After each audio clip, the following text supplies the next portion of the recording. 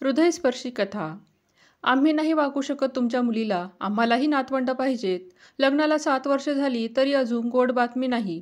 शेवटी वाट तरी किती बघायची आम्ही? कितीतरी दवाखाने केले, देवांना नवस केले, पण काही उपयोग नाही. श्यामराव त्यांच्या सूनबाईच्या वडिलांना म्हणाले, "अहो, पण पोरीच्या इतक्या वर्षाचा संसार नका मोडू हो. तिचा पण जीव तुटतो लेकरांसाठी. पण देवाने तिच्या पदरात लेकराचं दान दिलं नाही, त्यात तिची काय चूक?" वामनराव विनवणीच्या सुरात म्हणत होते. "पण आम्ही आता आणखी नाही थांबू शकत. आमच्या लहान मुलाला पण 2 मुलं झालीत.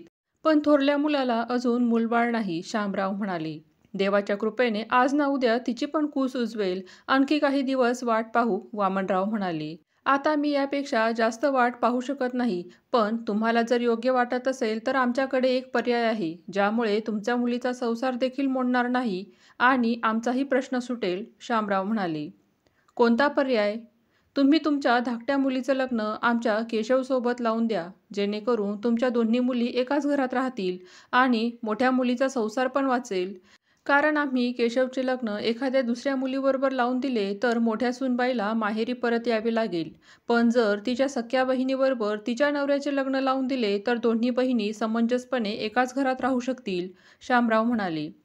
"हे काय बोलताय तुम्ही? मोठ्या मुलीच्या नवऱ्यासोबत धाकटीचं लग्न? असं कसं होऊ शकतं?" वामनराव डोक्याला हात मारून घेत म्हणाले. "मी विचार करून बोलत आहे. तुम्ही सुद्धा विचार करून मला तुमचा निर्णय सांगा. मी 2 दिवसांनी परत येईल. तोपर्यंत केशवला कळता कामा नये." श्यामराव म्हणाले. श्यामराव गेल्यानंतर वामनरावांनी बराच वेळ विचार केला. 2 दिवसांपूर्वी माहेरी आलेल्या सरिताने तिच्या सासऱ्यांचं आणि वडिलांचं बोलणं ऐकलं होतं. सरितावर जणू आभाळच कोसळलं होतं. तिचे केशववर जीवापाड प्रेम होते. कधीतरी असे पण होईल याची तिला कल्पना होतीच, पण आपल्या नवऱ्याच्या दुसऱ्या लग्नासाठी आपल्याच लहान बहिणीचा विचार होईल याची पुसटशीही कल्पना तिला आली नसेल. सरिता 10वीच्या परीक्षेत तालुक्यातून दुसरी आली होती. तेव्हा तिचा श्यामरावांच्या हस्ते सत्कार करण्यात आला होता. अभ्यासात हुशार आणि दिसायला देखणी असणारी सरिता त्यांना पहिल्याच नजरेत आवडली होती. श्यामराव गावातील एक मोठे प्रस्थ होते, पण मनाने फार चांगले होते. ते गरीब आणि श्रीमंत असा भेद मानत नव्हते. त्यांनी लगेच तिच्या वडिलांना वाड्यावर बोलावून घेतलं आणि सरिता व त्यांच्या मुलाचा लग्नाचा प्रस्ताव त्यांच्यासमोर ठेवला. या प्रस्तावाने वामनराव तर अगदी हुरळून गेले होते. वामनराव मजुरी करून स्वतःच्या कुटुंबाचे पालनपोषण करत होते. पदरात 3 मुली होत्या. बायको तर मुली लहान असतानाच कसल्याशा आजाराने देवाघरी निघून गेली होती. घरी जे काही असेल नसेल ते विकून कसे तरी मोठ्या मुलीचे लग्न लावून दिले. पण वामनरावांना नेहमीच 2 मुलींच्या लग्नाची काळजी लागून राहिलेली असे. पण आज श्यामरावांनी स्वतःहून त्यांच्या मुलीचा हात स्वतःच्या मुलासाठी मागितला होता. वामनरावांसाठी ही गोष्ट मोठी होती.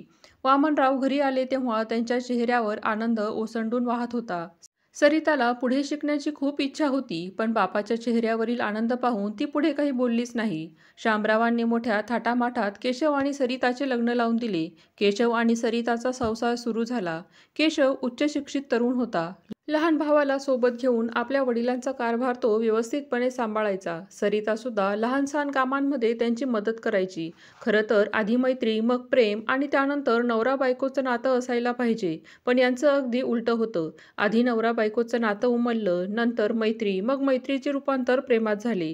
सरिता घरात आणि केशव कारभारात लक्ष द्यायला सुरुवात झाल्यापासून घराची भरभराट झाली होती. आता सगळेजण फक्त गोड बातमीची वाट पाहत होते. पण लग्नाला 2 वर्षे उलटून गेली तरीही त्यांच्या संसाराला बाळाची चाहूल लागली नाही. शेवटी सरिताला शहरातील मोठ्या डॉक्टरांना दाखवण्यात आलं. प्रॉब्लेम सरितामध्येच होता, पण तो ठीक होऊ शकत होता. सरितावर उपचार सुरू झाले तरीही काही फरक पडला नाही. घरच्यांनी देवाला नवस केले, पण काहीच फायदा झाला नाही. तिच्या दीराला मात्र 2 मुले झाली देखील. त्यामुळे सरितावर आणखीनच दबाव वाढत होता. दिवसेंदिवस सरिताचे नैराश्य वाढत होते. पण या सगळ्यांमध्ये केशव सरिताला समजून घेत होता. तो म्हणायचा, "आपल्याला मूलबाळ झालं नाही तरी चालेल. आपण दोघेच एकमेकांना जन्मभराची साथ देऊ." पण श्यामरावांना मात्र नेहमीच वाटायचं की केशवला सुद्धा मुलं व्हावीत. मोठा मुलगा असल्याने केशवला त्यांनी खूप लाडाने वाढवलं होतं आणि केशवला मूलबाळ हवंच या हट्टामुळे त्यांनी केशवला न सांगता दुसऱ्या लग्नाचा विचार करायला सुरुवात केली. सरिता 2 दिवसांपूर्वी सहज म्हणून माहेरी आली होती. केशव स्वतः तिला सोडायला आला होता. पण श्यामरावांच्या डोक्यात मात्र वेगळाच विचार सुरू होता. सरिताने इतके वर्ष त्यांच्या घराला खूप चांगल्या प्रकारे सांभाळलं होतं. त्यामुळे सरिताला कायमचं माहेरी पाठवण्यापेक्षा जर तिच्या लहान बहिणीसोबत केशवचे लग्न केले तर दोघे बहिणी एकत्र कुटुंबात नांदू शकतील असे त्यांना वाटले. म्हणून ते केशवला काहीही कल्पना न देता वामनरावांशी बोलायला आले होते. एकदा का वामनराव आणि सरिताने या गोष्टीसाठी होकार दिला की केशवला दुसऱ्या लग्नासाठी राजी करणं त्यांना सोपं होईल असे त्यांना वाटत होते.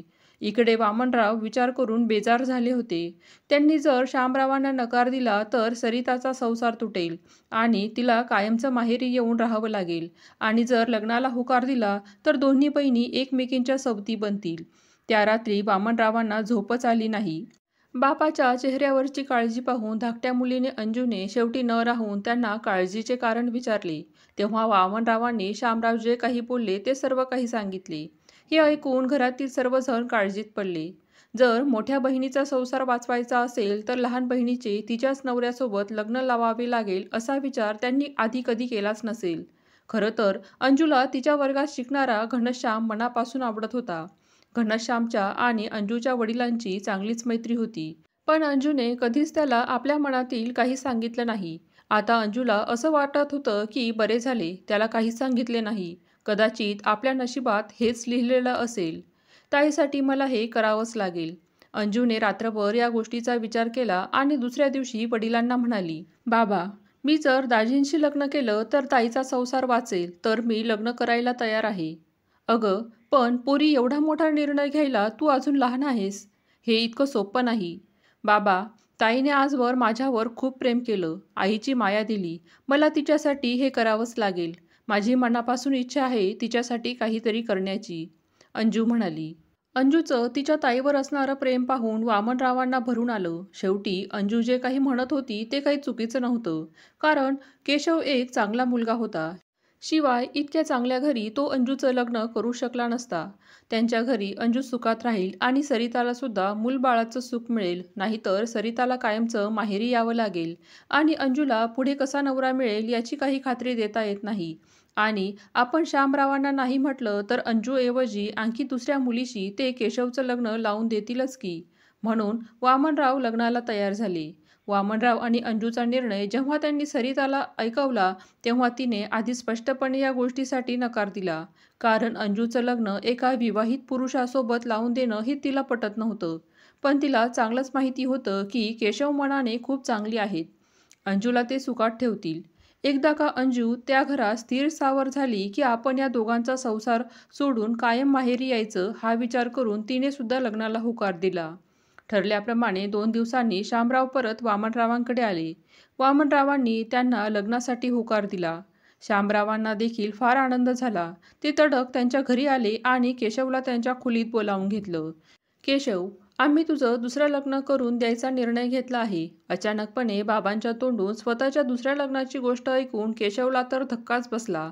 बाबा, मला दुसरे लग्न करायचे नाही. मी सरितासोबत खूप आनंदात आहे आणि आम्हाला मूल नाही झालं तरी काही हरकत नाही.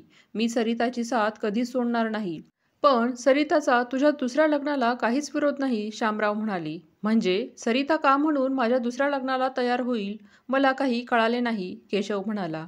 म्हणजे आम्ही त्याला पर्यायच असा सुचवला आहे की सरिता नाही म्हणू शकत नाही. कोणता पर्याय? आम्ही सरिताच्या लहान बहिणीसोबत तुमचं लग्न करण्याचा पर्याय ठेवला आहे. त्यामुळे सरिता सुद्धा इथेच राहील आणि सरिता आणि तिच्या घरच्यांनी हा पर्याय मान्य केला देखील. कोणाला काहीही हरकत नाही. पण मला हरकत आहे. सरिताने हो म्हटलं तरी मी दुसरं लग्न करणार नाही आणि ना अंजूसोबत ना दुसऱ्या कोणा मुलीसोबत, असं म्हणून केशव रागातच श्यामरावांच्या खोलीतून बाहेर पडला. त्यांनी गाडी काढली आणि सरळ सरिताच्या माहेरच्या दिशेने निघाला. केशवला पाहता सरिता धावतच आली.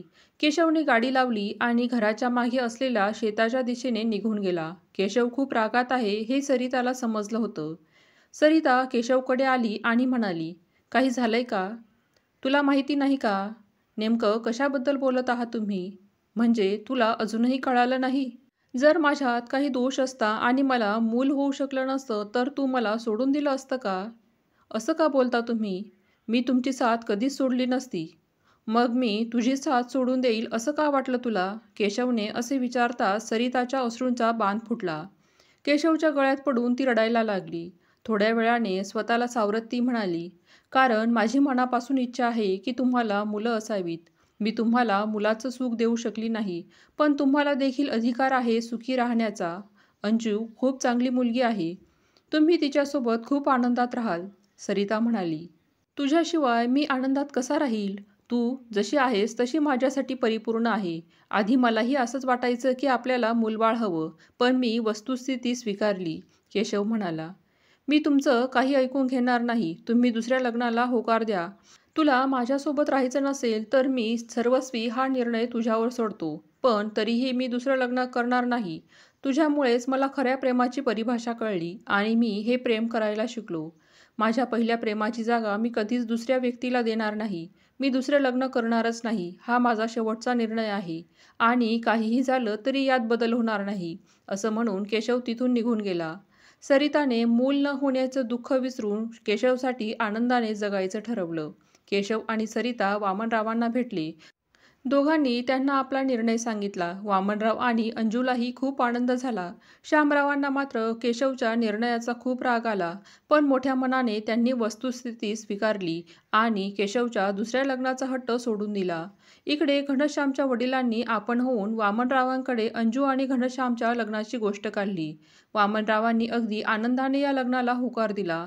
अंजूच्या तर मनाचंच झालं होतं. लवकरच अंजू आणि घनश्यामचे लग्न थाटात पार पडलं.